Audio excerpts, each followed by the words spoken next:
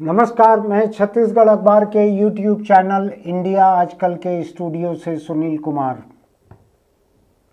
दो घटनाएं दोनों छत्तीसगढ़ के आसपास के जिलों से आई हैं। सरगुजा के इलाके से दोनों घटनाएं आई हैं। एक खबर है सूरजपुर की।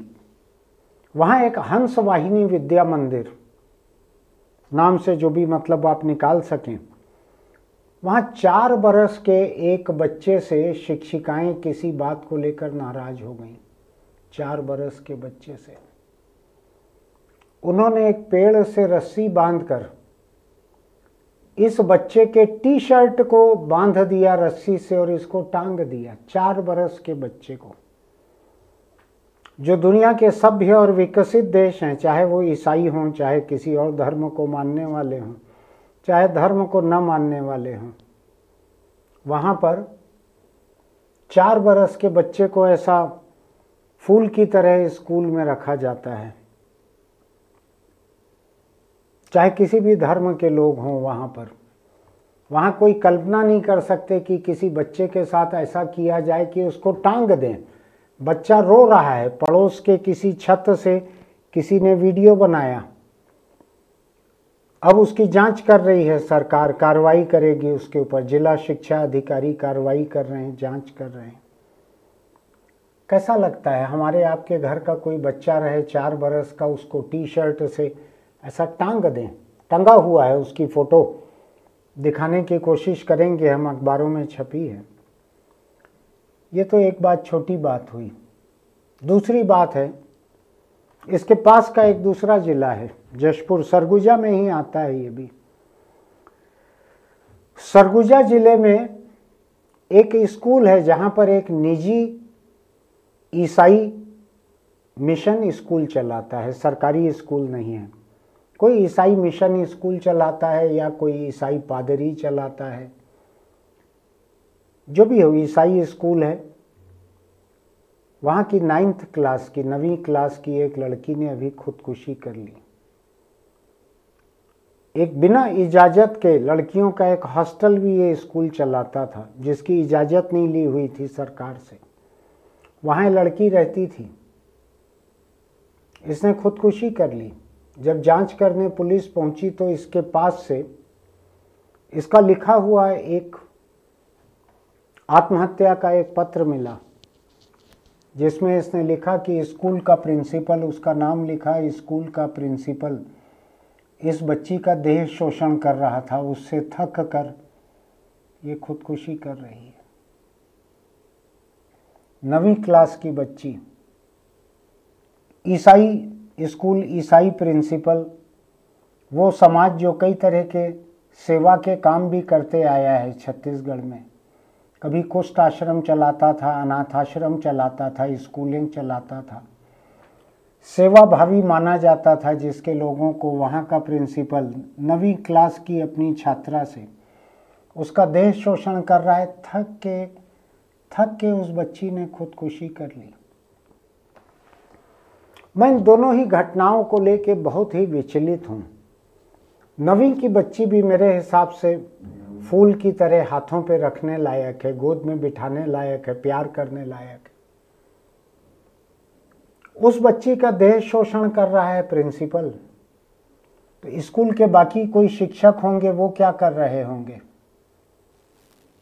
मैं इस बात को लेकर भी हैरान हूं कि प्रिंसिपल जब देह शोषण करता है किसी बच्ची का, तो क्या स्कूल के बाकी शिक्षक शिक्षिकाओं को कोई भनक नहीं लगती इसकी कि अपनी नौकरी ना चली जाए, इस डर से कोई आवाज़ नहीं उठाते, कोई विरोध नहीं करते, कोई गुमनाम शिकायत ही नहीं कर देते, जो कि सरकार ने कई तरह के नंबर दे रखे हैं कि बच्चों के यौन शोषण के खिलाफ, बच्चों की प्रताड़ना के खिलाफ नंबर हैं तरह तरह के।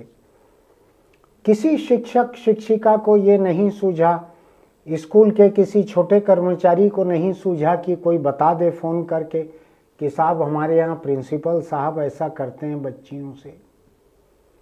ये बच्ची, 9वीं की बच्ची को मैं कोई तोहमत देना नहीं चाहता कि उसने लोगों को क्यों नहीं बताया। माहौल नहीं रहा होगा बताने का, उसको लगा नहीं रहा होगा कि कोई शिक्षक शिक्षिका प्रिंसिपल के खिलाफ सुनेंगे।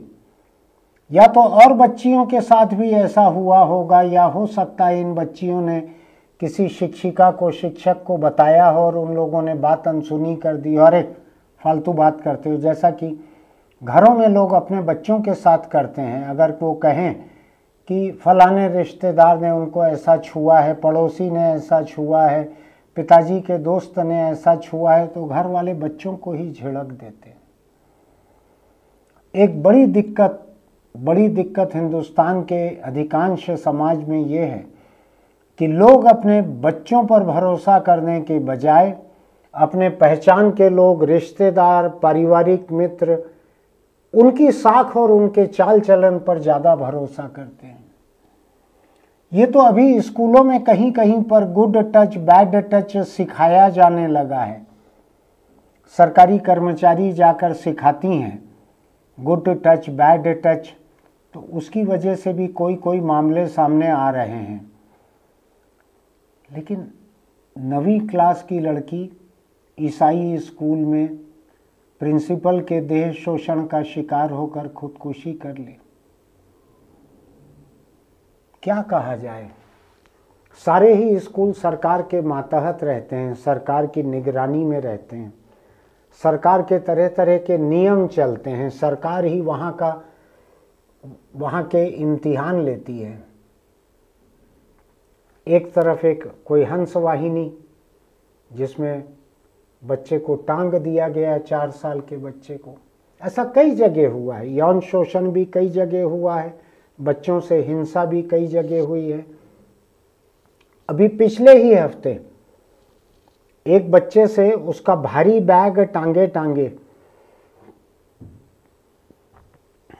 100 बार उठक बैठक करवाई टीचर ने, 100 बार। वो बच्ची मर गई।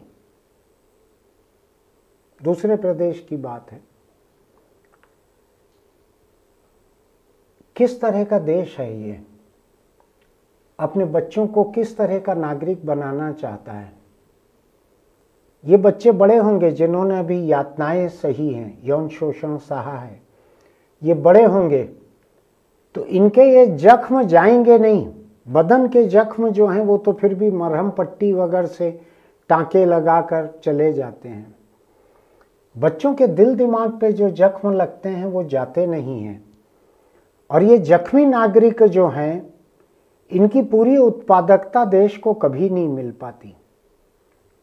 तो हमको सबको ये सोचना होगा, हमारे आसपास जहाँ कहीं हमको ऐसा खतरा दिखता है, हमको दिखे कोई शिक्षक, कोई प्रिंसिपल, कोई शिक्षिका, कई जगह शिक्षिकाओं ने छोटे नाबालिग बच्चों से देह संबंध बनाए हैं। गुजरात में 1-2 घटनाएं सामने आई और जगहों पर भी आई हैं।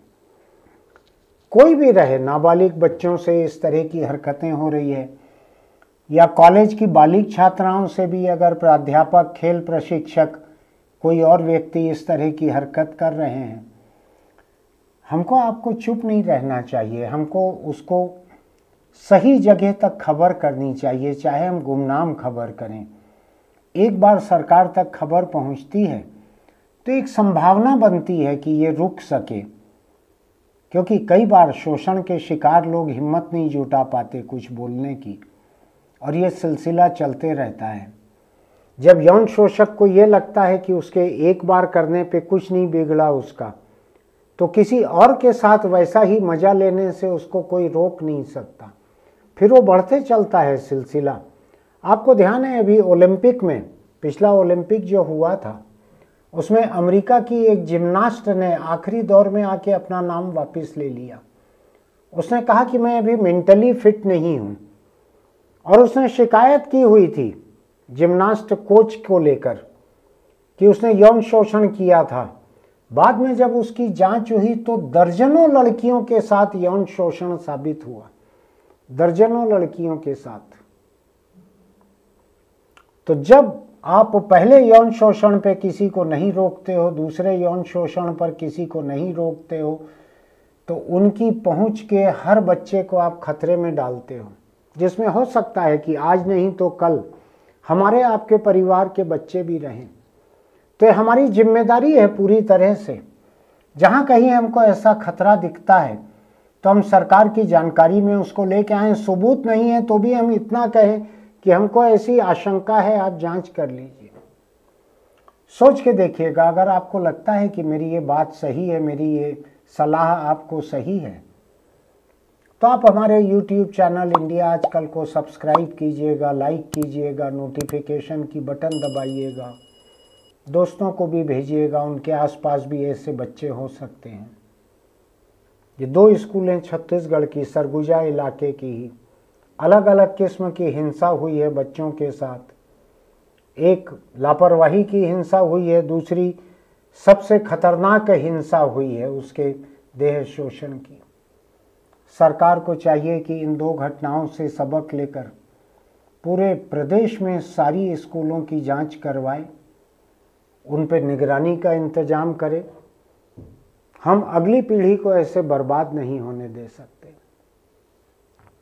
आज मेरी सलाह यही है कि अपने आसपास जहाँ जो बच्चे दिखते हैं उनसे पूछिए कि उनको कोई परेशानी तो नहीं है। हो सकता है कोई बच्चा आपसे कहे कि मैंने 2 दिन से खाना नहीं खाया है। हो सकता है कोई कहे कि वो एक आदमी मुझको कुछ खिलाने के नाम पर मेरे साथ बुरा काम करता है। मदद कीजिए किसी न किसी बच्चे की अपने आसपास। इससे आगे चल के आपका भी भला होगा। अच्छे कर्म जो हैं लौट कर आते हैं, आज नहीं तो कल, और आपको उसका फ़ायदा देते हैं। और फ़ायदे की कामना में ऐसा मत कीजिए, ऐसा करते चलिए, नेक काम करना चाहिए। आसपास के बच्चों से पूछिए उनको कोई परेशानी तो नहीं है। फिर मिलेंगे।